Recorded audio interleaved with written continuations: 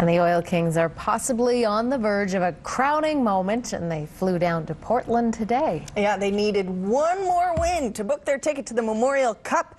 And the man that has put them in this position wears the C. Adam Cook reports on Sherwood Park's Mark Pesic, who's saving his best for last. And he flips it out to center. 1 minute to go in the third. Here's Pesic going in. Pesic, she scores! Mark Pesic! Pesic scores! When Mark had the puck there, when he beat that guy, I thought he had it the whole way. He's the Oil Kings captain, playing in his final games as his junior career winds down. Mark Pesic even earned a kiss on the cheek from one of his adoring teammates after scoring what he calls the biggest goal of his life. Oh, absolutely. I don't think I've scored that many goals. It's not really, not that many to compare it to. It's only fitting that the face and foundation of the franchise would put the Oil Kings one step closer to claiming a WHL crown. He made your guys' jobs pretty easy. I mean, but like you said, you don't expect any less from that guy. He always comes up in big situations. We kind of got the mentality we can bend but we can't break, and that just comes from our captain. Pesic has been here since day one, the Oil Kings' first Bantam draft pick in 2007. He's been through the lean years, including a 16-win campaign, but now he's playing in front of more than just family and friends. Even the last 55 seconds, everybody was on their feet screaming. It's great to have that fan support, and been through times where there hasn't been that many people here, and it's good to see the change. The Oil Kings have finally convinced Edmontonians that they're worth watching. Over 11,000 witnessed Game 6, a team record and a treat for several 20-year-olds, including Pesic, that no time is running out.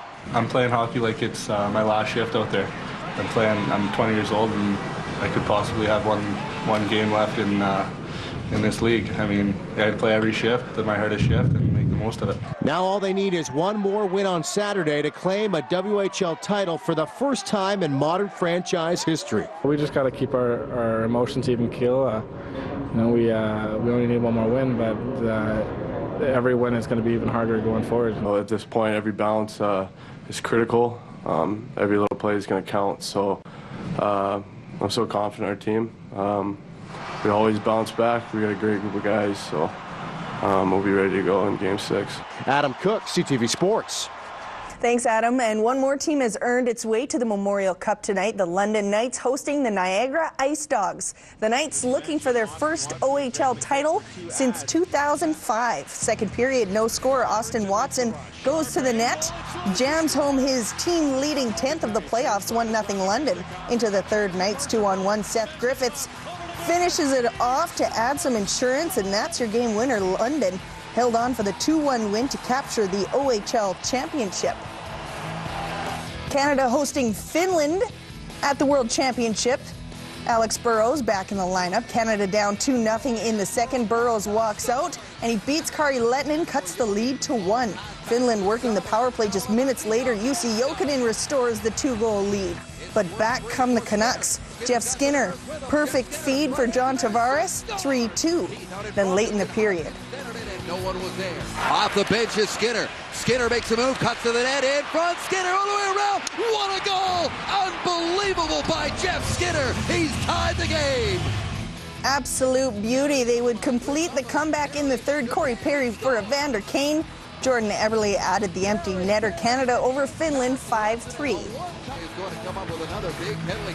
As we reported yesterday, Washington Capitals netminder Braden Holtby is a new dad. Today he was back to work, and the Caps fans congratulated him as he hit the practice ice in Washington.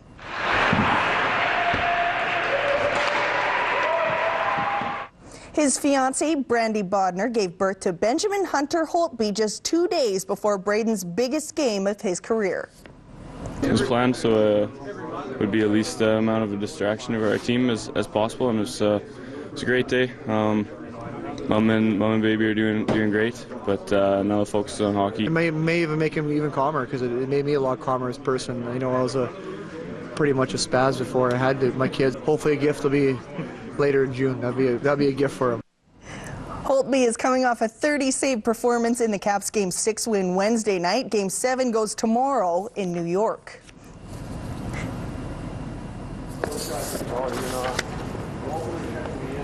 The lacrosse club, we are going to go back to the Oklahoma City Barons. They have done it again. They beat out the San Antonio Rampage in 5 games to advance to the Western Conference Final. They'll face the Toronto Marlies, and that starts next Thursday. Not only were the Oil Kings traveling south today, but so too were the Edmonton Rush. The lacrosse club headed down to Minnesota, where they'll play the Swarm in the Western Final. These two teams went to overtime twice during the regular season, and the Rush are coming off the best game of the year, a win over the Calgary Roughnecks, who captured the division title. Out of his own zone, but goaltending was kind of... First time all year I think we've played a full 60 minutes, and no better time for our offense to put up 19 goals. So it really showed what happens when we all buy into the system and listen to what our coaches are actually saying. Captain Jimmy Quinlan and his wife Shelby celebrated the birth of their daughter Gracie last weekend, and he's had a tough time getting out of baby mode and putting his game face on. Left side of the crease, jump shot, score. Yeah, it was, but I, there were some times where she was up, so I just threw the computer on and watched some film and read my notes, so it actually worked out well. She's not a fan of it yet, I can tell. The game goes Saturday at 7:30. You can watch it on the CBS Sports Network. 2-hour rain delay to start the Jays-Twins game at Target Field. Up and running in the first, Nick Blackburn versus Jose Bautista. Nobody has more homers at Target Field than Joey Bats, his 6th of the year. It's 1-0 Jays. The Twins loaded them up on Kyle Drabeck. Brian Domit drills one to center field. Spam scores, followed by Joe Maurer. Minnie takes this one 7-6. Well, Edmontonian Christina LeCure has established a name for herself in the golf industry, and her younger brother, Steven, is well on his way. He earned his card for the Canadian Tour at Q School today. Over on the PGA, it's the second round of the Players' Championship. Tiger Woods trying to avoid missing back-to-back cuts for the first time as a pro. Tiger on 8 had the putter working. He drops that for birdie, moves to +1. Then on 10, his second on the par 4. See if he can keep this run going. 2 birdies in a row. He sticks this one to within 5 feet of the hole. He would make bird and get to even par, finishing with a 4 under 68. So he does make the cut to 13. Matt Kuchar with about a 45-footer up the slope. And it goes in. That moves him to 8 under and a share of the lead with Zach Johnson and Kevin Na.